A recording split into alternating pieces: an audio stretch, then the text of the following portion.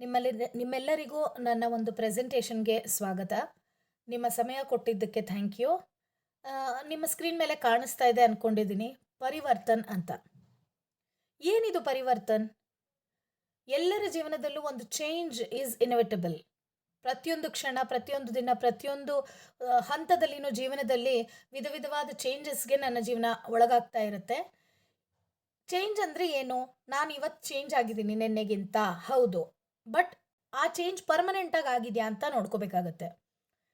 ಯಾವುದೇ ಒಂದು ಚೇಂಜ್ ಪರ್ಮನೆಂಟಾಗಿ ಆಗಿಲ್ದ ಇದ್ದರೆ it tends to go back to its original form. ಅದೇ ಆ ಚೇಂಜು ವಾಪಸ್ ಹಿಂದಕ್ಕೆ ಹೋಗ್ಲಾರ್ದಲೆ if it is only going to get better and better, ಅದು ಪರಿವರ್ತನೆ ಅಂತ ಕರಿತೀವಿ.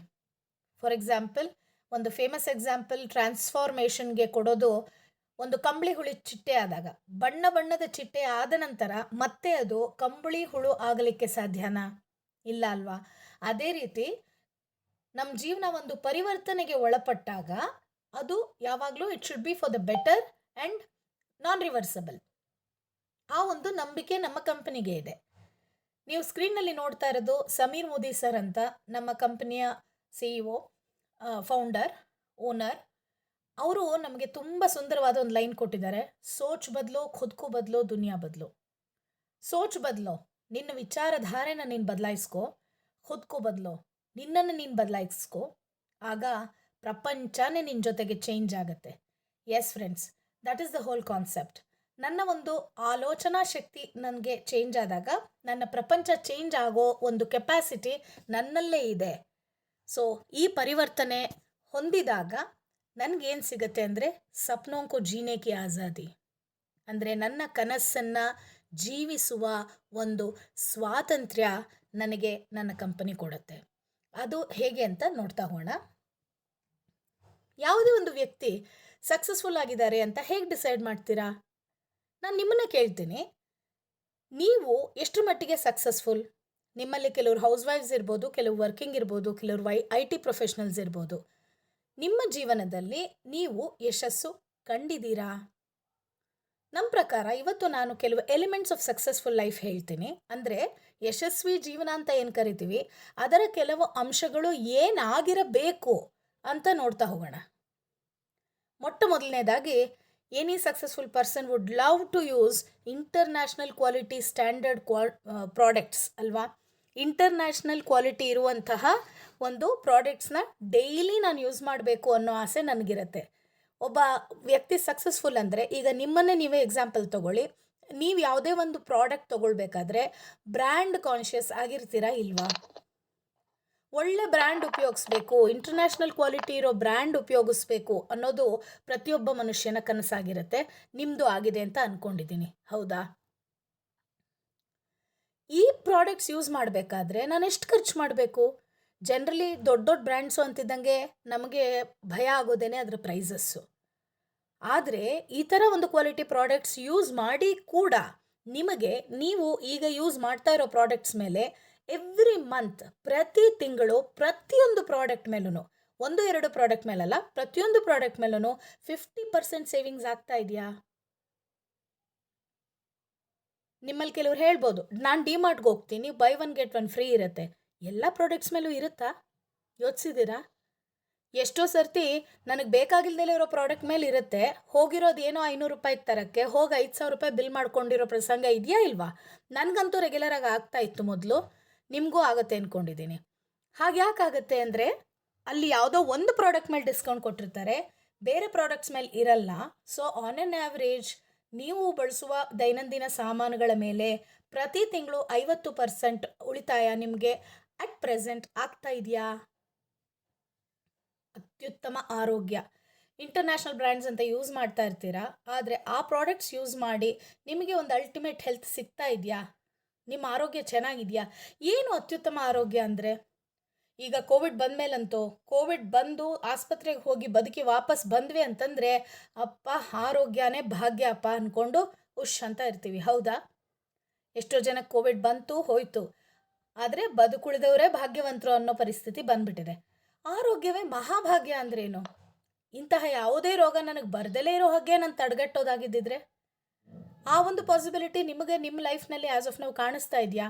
ಆ ತರಹದ ಒಂದು ಅತ್ಯುತ್ತಮ ಆರೋಗ್ಯವೇ ಮಹಾಭಾಗ್ಯವಾದಂಥ ಒಂದು ಲೆವೆಲಲ್ಲಿ ಆರೋಗ್ಯ ನಿಮ್ಗೀಗಿದೆಯಾ? ನೋಡ್ಕೊಳ್ಳಿ ಒಂದ್ಸರ್ತಿ. ಆರ್ಥಿಕ ಸ್ವಾತಂತ್ರ್ಯ. ಎಸ್ ಫ್ರೆಂಡ್ಸ್, ಸುಮಾರು ಜನ ನಾನು ಈ ಪ್ರಶ್ನೆ ಕೇಳಿದಾಗ ಎಸ್ ನನಗಿದೆ ಅಂತಲೇ ಉತ್ತರ ಬರುತ್ತೆ. ಪ್ರತಿ ತಿಂಗಳು ನಾನೊಂದು ಡ್ರೆಸ್ ತಗೊಳ್ತೀನಿ, ಪ್ರತಿ ತಿಂಗಳು ನನಗೇನು ಬೇಕೋ ಅದು ಶಾಪಿಂಗ್ ಮಾಡಿ ಬರ್ತೀನಿ. ಎವ್ರಿ ಮಂತ್ ಸ್ಯಾಲ್ರಿ ಬರ್ತಿದ್ದಂಗೆ ನಾನು ಹೋಗೋದೇ ಶಾಪಿಂಗ್ಗೆ. ನನಗೆಲ್ಲ ಥರದ್ದು ಫ್ರೀಡಮ್ ಇದೆಪ್ಪ. ಸುಮಾರು ಜನದ ಹತ್ರ ಬಾಯಲ್ಲಿ ನಾನು ಇದನ್ನು ಕೇಳಿದ್ದೀನಿ. What according to you is your financial freedom? Yes, ಶಾಪಿಂಗಿಗೆ ಹೋಗ್ತೀರಾ, ಶಾಪಿಂಗ್ ಕಾರ್ಟಲ್ಲಿ ಇಷ್ಟ ಬಂದಿದ್ದೆಲ್ಲ ಹಾಕ್ಕೊಳ್ತೀರಾ, ಬಿಲ್ಲಿಂಗ್ ಕೌಂಟ್ರಿಗೆ ಬರ್ತೀರಾ. ಬೈ ಚಾನ್ಸ್ ತಗೊಳ್ಳೋವಾಗ ಪ್ರೈಸ್ ಟ್ಯಾಗ್ ನೋಡಿಲ್ದಲೇ ಇದ್ದರೆ ಬಿಲ್ಲಿಂಗ್ ಕೌಂಟ್ರಲ್ಲಿ ಬಿಲ್ ಅಮೌಂಟ್ ನೋಡಿ ಶಾಕ್ ಆಗುತ್ತಾ ಇಲ್ವಾ? ಎಷ್ಟೋ ಸರಿ ಒಂದೆರಡು ಶರ್ಟೋ ಅಥವಾ ಒಂದೆರಡು ಪ್ಯಾಂಟೋ ಒಂದೆರಡು ಡ್ರೆಸ್ಸೋ ತೆಗೆದಾಕಿದ್ದಿಲ್ವಾ? ಬಿಲ್ಲು ನಾನು ಅಂದ್ಕೊಂಡಿದ್ದಕ್ಕಿಂತ ಜಾಸ್ತಿ ಆಗಿದೆ ಅಂತ. ಯಾಕೆ ಹಾಗಾಯಿತು ನಿಮಗೆ ಫೈನಾನ್ಷಿಯಲ್ ಫ್ರೀಡಮ್ ಇದ್ದರೆ? So according to me financial freedom ಅಂದರೆ ಯಾವುದೇ ಒಂದು ವಸ್ತು ನನಗಿಷ್ಟ ಆದಾಗ ಅದರ ಪ್ರೈಸ್ ಟ್ಯಾಗ್ ನೋಡ್ದಲೇ ನಿಸ್ಸಂಕೋಚವಾಗಿ ಅದನ್ನು ತಗೊಂಡು ಮನೆಗೆ ಹೊರಡೋದು. ಆ ಲೆವೆಲ್ಗೆ ಆರ್ಥಿಕ ಸ್ವಾತಂತ್ರ್ಯ ಇದೆಯಾ ನಿಮಗೆ ಅಂತ ದಯವಿಟ್ಟು ನೋಡ್ಕೊಳ್ಳಿ.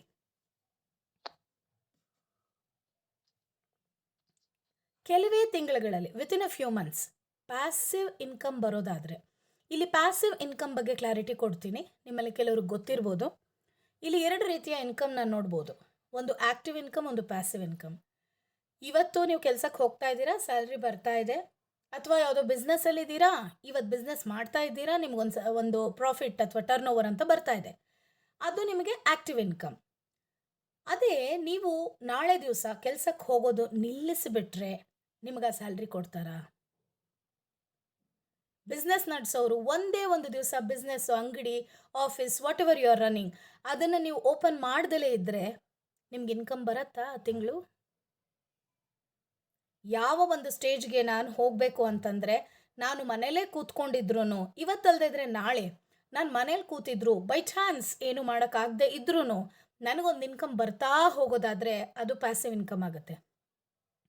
ಈ ಒಂದು ಆಪರ್ಚುನಿಟಿ ಮೋಸ್ಟ್ಲಿ ಈ ದೊಡ್ಡ ದೊಡ್ಡ ಆ್ಯಕ್ಟರ್ಸ್ಗಿಂತ ಹೆಚ್ಚಾಗಿ ಸಿಂಗರ್ಸ್ಗೆ, ಆಮೇಲೆ ಈಗ ಸಚಿನ್ ತೆಂಡೂಲ್ಕರ್ ಅಂತ ಕ್ರಿಕೆಟರ್ಸ್ಗೆ ಒಂದೇ ದೇ ಆರ್ ವೆರಿ ಸ್ಪೆಷಲ್. ಇವಾಗ ಆಥರ್ಸ್ ಇರ್ತಾರೆ, ಒಂದು ತುಂಬ ಹೈಯೆಸ್ಟ್ ಸೆಲ್ಲಿಂಗ್ ಬುಕ್ ಅವ್ರು ಬರೆದಿದ್ದಾಗ ಪ್ರತಿ ಸರ್ತಿ ಬುಕ್ ಪಬ್ಲಿಷ್ ಆದಾಗ ಅವ್ರಿಗೆ ದುಡ್ಡು ಬರ್ತಾ ಹೋಗುತ್ತೆ. ಅವರೇನು ಪದೇ ಪದೇ ಬುಕ್ ಬರಿಬೇಕಾಗಿಲ್ಲ. That is called passive income. ಅಥವಾ ನನಗೇನಾರ ಆ ಥರ ಹಾಡಕ್ಕೆ ಬರುತ್ತಾ ಲತಾ ಮಂಗೇಶ್ಕರ್ ಥರ? ಅಥವಾ ಅಷ್ಟು ದೊಡ್ಡ ಆಥರ್ ನಾನು ಆಗಕ್ಕೆ ಸಾಧ್ಯನಾ? ನನಗಂತೂ ಆ ಕೆಪಾಸಿಟಿ ಇಲ್ಲ. ನಿಮಗಿದ್ರೆ ಖಂಡಿತ congratulations. And what is another major source of passive income? Pension. ಹಳೆ ಕಾಲದಲ್ಲಿ, ಈಗಲೂ ತುಂಬ ಕೆಲವು ಜಾಬ್ಗಳಲ್ಲಿ ಈ ಪೆನ್ಷನ್ ವ್ಯವಸ್ಥೆ ಇದೆ. ಆದರೆ ಬೈ ಫಾರ್ ಸುಮಾರು ಕೆಲಸಗಳಿಂದ ಪೆನ್ಷನ್ ಸ್ಕೀಮ್ನೇ ತೆಗೆದುಬಿಟ್ಟಿದ್ದಾರೆ. Including some of the central government jobs pension ಅನ್ನೋ ವರ್ಡೇ ಇಲ್ಲ. ಹಾಗಿದ್ದಾಗ ನಾಳೆ ದಿವಸ ನೀವುಗಳು ಕೆಲಸ ನಿಲ್ಲಿಸಿದ ಮೇಲೆ ನಿಮ್ಮ ಸೋರ್ಸ್ ಆಫ್ ಇನ್ಕಮ್ ಏನು?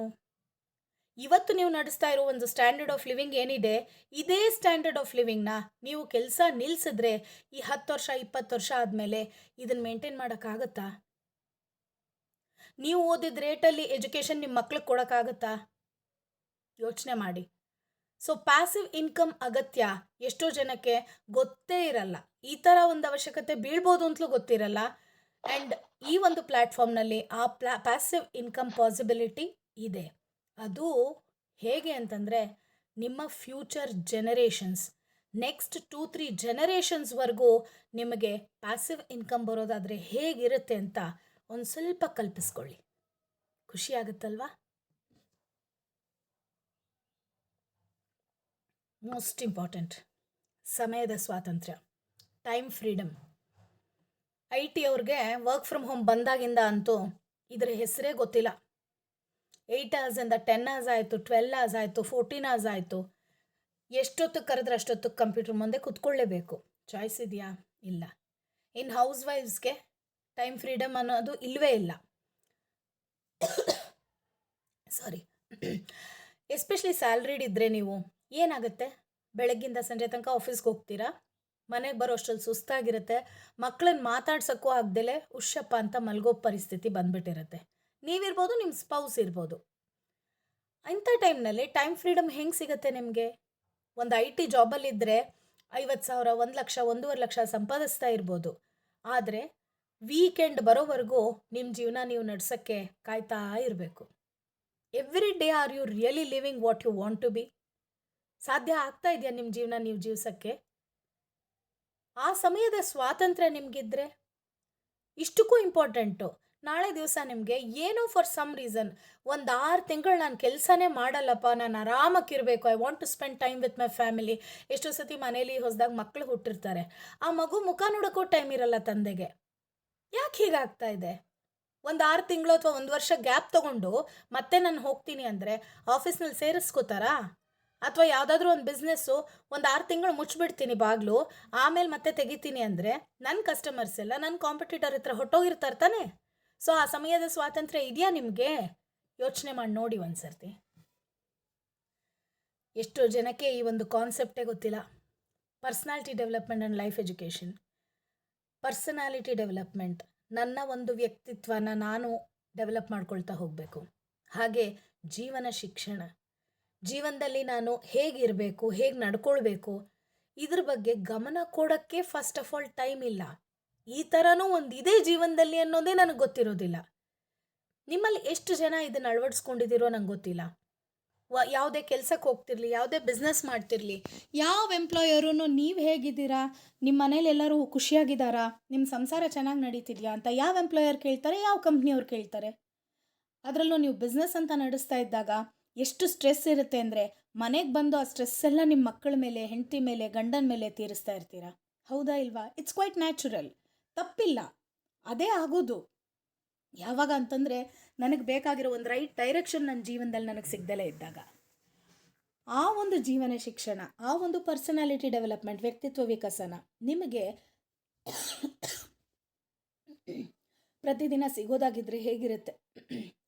ಅದು ಏನು ಅತ್ಯುನ್ನತ, ತುಂಬ ಒಂದು high level of personality development and life education ನಿಮ್ಮ ಮನೆ ಬಾಗಿಲಿಗೆ ನಿಮಗೆ ಹೇಗೆ ಬೇಕೋ ಹಾಗೆ, ನೀವು ಖುಷಿಯಾಗಿದ್ದೀರಾ, ನೀವು ಸಂತೋಷವಾಗಿದ್ದೀರಾ, ಹೇಗಿರಬೇಕು ಗೊತ್ತಾ ಅಂತ ಹೇಳ್ಕೊಡೋ ಹಾಗಿದ್ರೆ ಹೇಗಿರುತ್ತೆ? ವಂಡರ್ಫುಲ್ ಅಲ್ವಾ? ಸ್ವರ್ಗ ದೂರ ಇಲ್ಲ ಅಲ್ವಾ? ನೀವು ಇವಾಗಿರೋ ಕೆಲಸದಲ್ಲಿ it could be salaried or business or whatever, ಅಥವಾ ನೀವು ಒಂದು ಹೌಸ್ ವೈಫೇ ಆಗಿರ್ಬೋದು. ನಿಮ್ಮ ಸಾಮರ್ಥ್ಯದ ಪ್ರಕಾರ ನಿಮ್ಗೆ ಇವಾಗ ಏನು ಲೈಫ್ ಸಿಕ್ಕಿದೆ ಅಷ್ಟೇ ನಾ ಸಿಗಬೇಕಾಗಿದ್ದು. ಯಾವತ್ತಾದರೂ ಯೋಚಿಸೋಕ್ಕೆ ಟೈಮ್ ಸಿಕ್ಕಿದೆಯಾ ನಿಮಗೆ? ಯೋಚನೆ ಮಾಡಿದ್ದೀರಾ? 50,000, 1,00,000, 1,50,000, 2,00,000 ಎಷ್ಟೇ ಸ್ಯಾಲ್ರಿ ಬರ್ತಿರ್ಬೋದು. ಆದರೆ ಒಂದು OT ಅಂತ ನೀವು ಮಾಡ್ತೀರಾ, ಅದಕ್ಕೆ ತಕ್ಕಂಗೆ ನಿಮಗೆ ನಿಮ್ಮ ಒಂದು ಕೆಲಸದಿಂದ ಏನು ಕಂಪನಿಗೆ ಬಂದಿದೆ ಪ್ರಾಫಿಟ್ಟು, ಆ ಪ್ರಕಾರ ನಿಮಗೆ ಸ್ಯಾಲ್ರಿ ಸಿಗ್ತಿದೆಯಾ? ಇಷ್ಟೇನಾ ನಿಮ್ಮ ಸಾಮರ್ಥ್ಯ ಅಂತ ಯೋಚನೆ ಮಾಡಿದ್ದೀರಾ? ಅದೇ ನಿಮ್ಮ ಕೆಪಾಸಿಟಿ ಎಷ್ಟಿದೆಯೋ ಅಷ್ಟರ ಮಟ್ಟಿಗೆ ಅನ್ಲಿಮಿಟೆಡ್ ಆಗಿ ನೀವು ಅರ್ನ್ ಮಾಡೋ ಹಾಗಿದ್ರೆ, ಆ ಒಂದು ಅವಕಾಶ ನಿಮಗೆ ಸಿಕ್ಕರೆ ಹೇಗಿರುತ್ತೆ ಯೋಚನೆ ಮಾಡಿ. ಇಷ್ಟೆಲ್ಲ ಹೇಳ್ತಿದ್ದೀನಿ, ಇದನ್ನೆಲ್ಲ ಒಂದು ಫ್ರೀ ಟೈಮ್ನಲ್ಲಿ ನೀವು ಮಾಡ್ಬೋದು ಅಂದರೆ ಹೇಗನ್ಸುತ್ತೆ? ಎಷ್ಟೋ ಸರ್ತಿ ಜನಕ್ಕೆ 8 hours ವರ್ಕ್ ಶೆಡ್ಯೂಲ್ ಇರುತ್ತೆ, ಮಿಕ್ಕಿದ ಟೈಮ್ ಫ್ರೀ ಇರುತ್ತೆ, ಬೆಳಗ್ಗೆನೋ ಸಾಯಂಕಾಲನೋ, ವೀಕೆಂಡ್ ಫ್ರೀ ಇರುತ್ತೆ. ಹೌಸ್ ವೈಫ್ಸ್ಗೆ ಮನೆಯಲ್ಲಿ ಏನಿಲ್ಲ, ಕೆಲಸ ಇದ್ದೇ ಇರುತ್ತೆ. ನಮ್ಮ ಕೆಲಸ ಹೇಗೆ ಅಂತಂದರೆ ಬೆಳಗಿಂದ ರಾತ್ರಿ ತನಕ ಇರುತ್ತೆ. ಅದನ್ನು 2 hours ಬೇಕಾದ್ರೂ ಮುಗಿಸೋ ಕೆಪಾಸಿಟಿ ನಮಗಿದೆ, 24 hours ಮುಗಿಸೋ ಕೆಪಾಸಿಟಿ ಬೇಕಾದರೂ ನಮ್ಮಲ್ಲಿದೆ. ಹೌದಾ? Don't you agree? ಹಾಗಾಗಿ ಹೌಸ್ ವೈಫ್ಸ್ ಹತ್ರನೂ ಸುಮಾರು ಫ್ರೀ ಟೈಮ್ ಉಳ್ಕೊಳ್ಳುತ್ತೆ. ಅದೇ ಫ್ರೀ ಟೈಮ್ನಲ್ಲಿ ಒಂದು ಅನ್ಲಿಮಿಟೆಡ್ ಹ್ಯೂಜ್ ಅರ್ನಿಂಗ್ಸ್ ನಿಮಗೆ ಸಿಗುತ್ತೆ ಅನ್ನೋ ಒಂದು ಅವಕಾಶ ಯಾರು ಕೊಟ್ಟರೆ, won't you grab that opportunity? ಕಿತ್ಕೊಂಡ್ಬಿಡ್ಬೇಕು ಅಂತ ಅನ್ಸೋದಿಲ್ವಾ ಆ ಒಂದು ಅವಕಾಶನ? ಎಸ್ ಫ್ರೆಂಡ್ಸ್, ಆ ಥರ ಒಂದು ಅವಕಾಶನೇ ಬರ್ತಾ ಇದೆ ನಿಮ್ಮ ಹತ್ರ. ನೀವೀಗಿರೋ ಮನೆ ನಿಮ್ಮ ಕನಸಿನ ಮನೆನಾ? ಕಾರ್ ಇದೆಯಾ? ಯಾವ ಮಾಡಲ್ ಇದೆ? ಇದೇ ಮಾಡಲೇ ತೊಗೋಬೇಕು ಅಂತಿದ್ರಾ ಅಥವಾ ಬೇರೆ ಆಸೆ ಇತ್ತಾ? ಫಾರಿನ್ ಟ್ರಿಪ್ಗೆ ಹೋಗಿ ಬಂದಿದ್ದೀರಾ? ಹೋಗಬೇಕಾದ್ರೆ ಎಷ್ಟು ದಿವಸ ಪ್ಲ್ಯಾನ್ ಮಾಡಿದ್ರಿ? ಎಷ್ಟು ದಿವಸದಿಂದ ಸೇವ್ ಮಾಡಿದ್ರಿ? ಎಲ್ಲೆಲ್ಲಿ ಹೋಗಬೇಕು ಅಂತ ಎಷ್ಟು 100 ಜನ ಕೇಳಿದ್ರಿ? ಅಲ್ಲಿ ಹೋದ್ಮೇಲೆ ಇಲ್ಲೇ ಇಷ್ಟೇ ಶಾಪಿಂಗ್ ಮಾಡಬೇಕು, ಇದೇ ರೀತಿ ಮಾಡಬೇಕು, ಇದೇ ನೋಡಬೇಕು, ಇದೇ ಸೈಟ್ ಸೀಯಿಂಗ್ ಹೋಗಬೇಕು, ಎಷ್ಟೆಲ್ಲ ಪ್ಲ್ಯಾನಿಂಗ್ ಇನ್ವಾಲ್ವ್ಡ್ ಅಲ್ವಾ? But ultimately is it affordable? ಎಲ್ಲರಿಗೂ ಅಫೋರ್ಡಬಲ್ಲಾ? ಒಂದು ದೇಶಕ್ಕೆ ಹೋದರೆ ಏನೇನು ನೋಡಬೇಕು ಅಂತ ಪ್ಲ್ಯಾನ್ ಮಾಡೋದ್ರಿಂದ ಹಿಡಿದು ಎಷ್ಟು ಎಫರ್ಟ್ ಹೋಗುತ್ತಲ್ವಾ? ಈಗಲೂ ಸ್ವಂತ ಮನೆ ಇರ್ಬೋದು ನಿಮ್ಮಲ್ಲಿ ಕೆಲವ್ರಿಗೆ, ಆದರೆ ಅದೇ ನಿಮ್ಮ ಕನಸಿನ ಮನೆನಾ? ಈಗಿರೋ ಒಂದು ಬಾಲ್ಕನಿ ಸಾಕಾ? ಇನ್ನೂ ಒಂದಿದ್ರೆ ಚೆನ್ನಾಗಿರಲ್ವಾ? ಗಾರ್ಡನ್ ಇದ್ರೆ ಚೆನ್ನಾಗಿರಲ್ವಾ? ಆ ಗಾರ್ಡನಲ್ಲಿ ಒಂದು ಉಯ್ಯಾಲೆ ತೂಗ್ತಾ ಇದ್ರೆ ಎಷ್ಟು ಚೆನ್ನಾಗಿರುತ್ತಲ್ಲ? ಅದೇ ಒಂದು ಸ್ವಿಮ್ಮಿಂಗ್ ಪೂಲ್ ಇದ್ದರೆ ಅಲ್ಲಿ ಇನ್ನೂ ಚೆನ್ನಾಗಿರತ್ತಲ್ಲ? ನಿಮ್ಮನೆ ಈಗ ಹಾಗಿದೆಯಾ? ಆ ಥರ ಒಂದು ಕನಸಿನ ಮನೆ ಕನಸಾಗೆ ಉಳಿಬೇಕಾ ಅಥವಾ ನಿಜವಾಗ್ಲೂ ಸಿಗಬೇಕಾ ನಿಮಗೆ? ಯೋಚನೆ ಮಾಡಿ. ಒಂದು ಕಾರ್ ತೊಗೊಂಡಿರ್ತೀವಿ, ತೊಗೊಳ್ಳುವಾಗ ಕಪಲ್ಗೆ ಅಂತ ತೊಗೊಂಡಿರ್ತೀವಿ. ಇನ್ನಿಬ್ಬರು ಮಕ್ಕಳಾಗ್ತಾರೆ, ಸ್ವಲ್ಪ ಕಸಿವಿಸಿ ಆಗುತ್ತೆ. ಲಗೇಜ್ ತೊಗೊಂಡೆಲ್ಲಾರೋ ಹೋಗಬೇಕು ಅಂದರೆ ಅಯ್ಯೋ ಮಲ್ಕೊಳ್ಳೋಕ್ಕೆ ಜಾಗ ಇಲ್ಲ, ಇನ್ನೊಂದು ಚೂರು ದೊಡ್ಡದು ತೊಗೋಬೇಕಾಗಿತ್ತು, ಆದರೆ ಈಗ ಆಗಲ್ಲ. ನಾನು ಅಂದ್ಕೊಂಡಿದ್ದ ಮಾಡೆಲ್ ನಾನು ಎಷ್ಟೋ ಸತಿ ತೊಗೊಂಡೇ ಇರಲ್ಲ ಕಾರು. ಏನೋ ಬಜೆಟ್ ಇರುತ್ತೆ, ಫೈನಲಿ ಇನ್ನೇನೋ ತೊಗೊಂಡು ಬಂದುಬಿಟ್ಟಿರ್ತೀವಿ ಅಲ್ವಾ? ನಾವು ನೋಡೋ ಒಂದೊಂದು ಕನಸು ಅಚೀವಬಲ್ ಆದರೆ ಎಷ್ಟು ಸಂತೋಷದ ವಿಷಯ. ನಿಮ್ಮ ಪ್ರತಿಯೊಂದು ಕನಸು, ಮನೆ, ಕಾರು, ವಿದೇಶ ಪ್ರವಾಸ, ಯಾರಾದರೂ ಒಂದು ಫಾರಿನ್ ಟ್ರಿಪ್ ಅವರಾಗವರೇ ಪೂರ್ತಿ A to Z ನೋಡ್ಕೋತೀವಿ, just you should just board the flight ಅಂತ ಹೇಳಿದ್ರೆ ಎಷ್ಟು ಎಕ್ಸೈಟಿಂಗ್ ಆಗಿರುತ್ತಲ್ವಾ? Just feel this. ಯಾವುದಕ್ಕೂ ಕೊರತೆ ಇಲ್ದಲೇ ಇರುವಂಥ ಒಂದು ultimate uncompromised rich life style currently ಇದೆಯಾ ನಿಮಗೆ? ಒಂದು ಸ್ಯಾಟಿಸ್ಫೈಡ್ ಲೈಫ್ ಇದೆಯಾ? ಸ್ಯಾಟಿಸ್ಫೈಡ್ ಲೈಫ್ ಯಾವಾಗ ಬರುತ್ತೆ? ಅಫ್ಕೋರ್ಸ್ ಮನುಷ್ಯನಿಗೆ ಏನು ಸಿಕ್ಕರೂ ತೃಪ್ತಿ ಸಿಗಲ್ಲ, ಆದರೆ ಒಂದು ಜೀವನ ಶಿಕ್ಷಣ ಅಂತ ಸಿಕ್ಕಿದಾಗ ಒಂದು ಗ್ರ್ಯಾಟಿಟ್ಯೂಡ್ ಹೇಳೋದಿರ್ಬೋದು ಅಥವಾ ಬೇರೆಯವ್ರನ್ನ ಟ್ರೀಟ್ ಮಾಡೋ ರೀತಿ ಇರ್ಬೋದು, ಅದೆಲ್ಲ ಕಲ್ತ್ಕೊಂಡಾಗ ಮನುಷ್ಯನಿಗೆ ಒಂದು ತೃಪ್ತಿ ಅಂತ ಬರುತ್ತೆ ಜೀವನದಲ್ಲಿ. ಅಟ್ ದ ಸೇಮ್ ಟೈಮ್ ತುಂಬಾ ರಿಚ್ ಆಗಿ ಯಾವುದಕ್ಕೂ ಕೊರತೆ ಇಲ್ದಲೇ ಇರೋ ಹಂಗಿರೋದಿದ್ರೆ ಆ ಥರ ಒಂದು ಶ್ರೀಮಂತಿಕೆ ನೀವೆಲ್ಲಿ ನೋಡಿದ್ದೀರಾ? ಐದರ್ ಬಾಲಿವುಡ್ ಸ್ಯಾಂಡಲ್ವುಡ್ ಸ್ಟಾರ್ಸ್ ಇರ್ಬೋದು ಅಥವಾ ಪೊಲಿಟಿಷಿಯನ್ಸ್ ಇರ್ಬೋದು. ಇದೆಲ್ಲ ನಮಗಲ್ಲಪ್ಪ, ಯಾರ್ದೋ ತಲೆ ಹೊಡೆದಿದ್ದಾನೆ ಅನಿಸುತ್ತೆ ಅಂತಲೇ ಮಾತಾಡ್ಕೊಳ್ತೀವಿ, ಹೌದಾ ಇಲ್ವಾ? ನೀವು ಮಾತಾಡಿದ್ದೀರಾ ತಾನೇ? ಯಾವುದೋ ಕಾರ್ನರ್ ಹೌಸು ದೊಡ್ಡ ಬಂಗ್ಲೋ ನಿಂತಿರುತ್ತೆ, ಅದು ನೋಡಿದ ತಕ್ಷಣ ತಲೆಗೆ ಫಸ್ಟ್ ಬರೋದೆ ಯಾರು ತಲೆ ಒಡೆದು ಕಟ್ಟಿದಾನೋ ಏನೋ, ಎಷ್ಟು ಚೆನ್ನಾಗಿ ಕಟ್ಟಿದ್ದಾನೆ ನೋಡು ಮನೆ ಅಂತ. ಯಾವುದೋ ಬಾಲಿವುಡ್ ಸ್ಟಾರ್ ಇರಬೇಕು, ಸ್ಯಾಂಡಲ್ವುಡ್ ಸ್ಟಾರ್ ಇರಬೇಕು, ಇಲ್ಲ ಪೊಲಿಟಿಷಿಯನ್ ಇರಬೇಕು, ಇದೇ ತಾನೇ ನಿಮಗೂ ಥಾಟ್ ಬರೋದು. ನಾನು ಹಿಂಗೆ ಯೋಚನೆ ಮಾಡ್ತಾ ಇದ್ದಿದ್ದು. ಆದರೆ ಆ ಥರ ಒಂದು ರಿಚ್ ಲೈಫ್ ನನಗೂ ನಿಮಗೂ ಸಿಕ್ಕಿದ್ರೆ ಹೇಗಿರುತ್ತೆ? ಸ್ಯಾಟಿಸ್ಫೈಡ್ ಲೈಫು, ಎಷ್ಟು ತೃಪ್ತಿ ಕೊಡೋವಂಥ ಲೈಫ್ ಇದ್ದಾಗ ಸಂತೋಷ ಉಕ್ಕಿ ಹರಿಯುತ್ತೆ, ಹೌದಾ ಇಲ್ವಾ? ಇಷ್ಟಲ್ದಲೆ ಇತರರ ಒಂದು ಯಶಸ್ಸಿಗೆ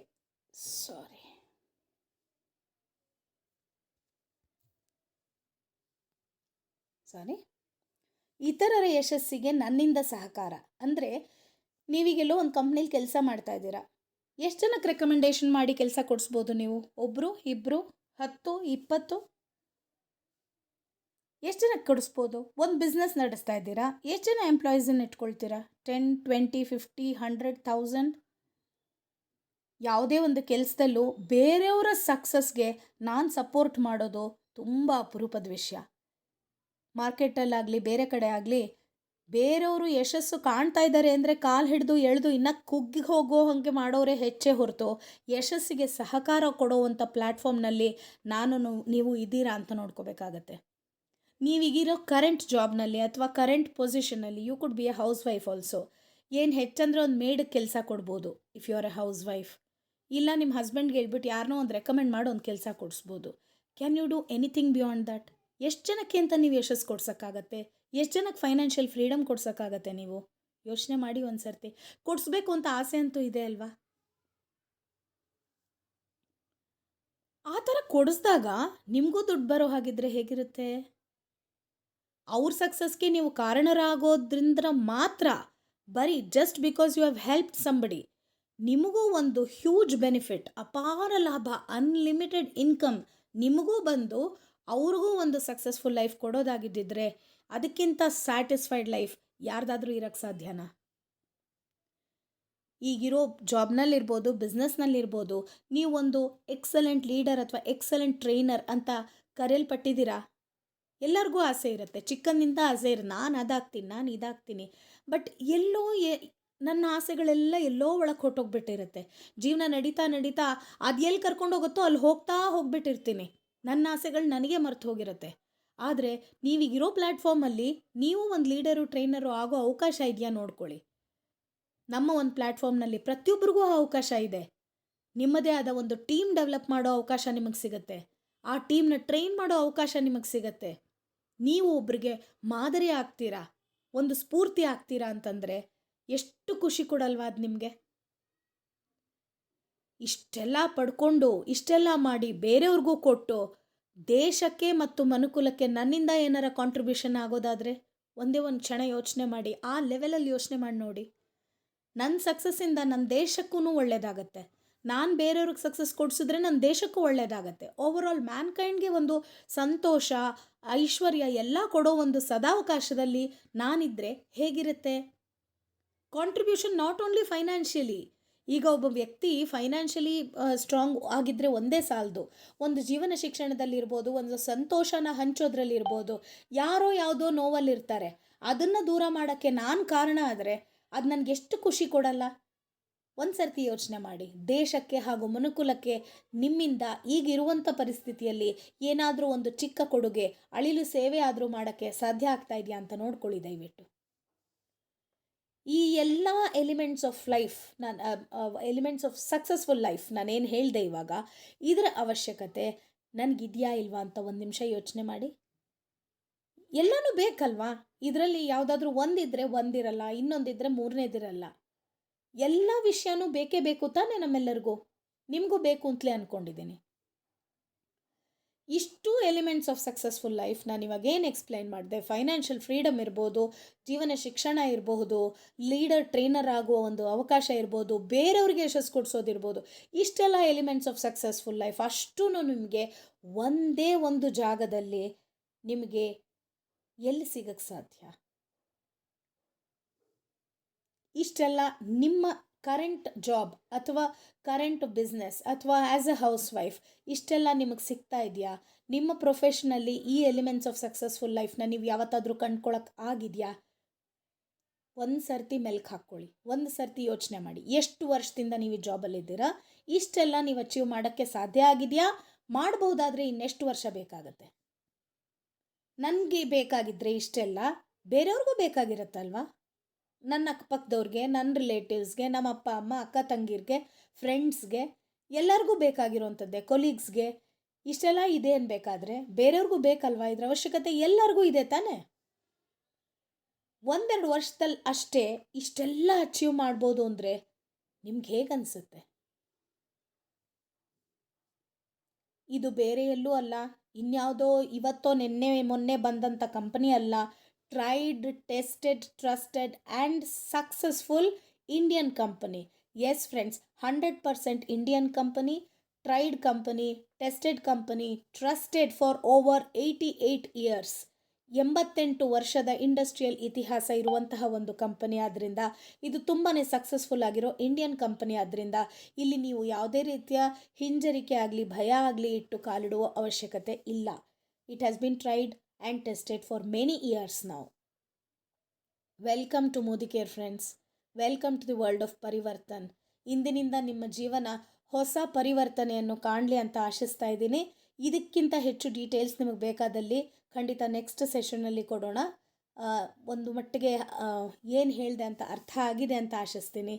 thank you for giving me your time. Thank you so much.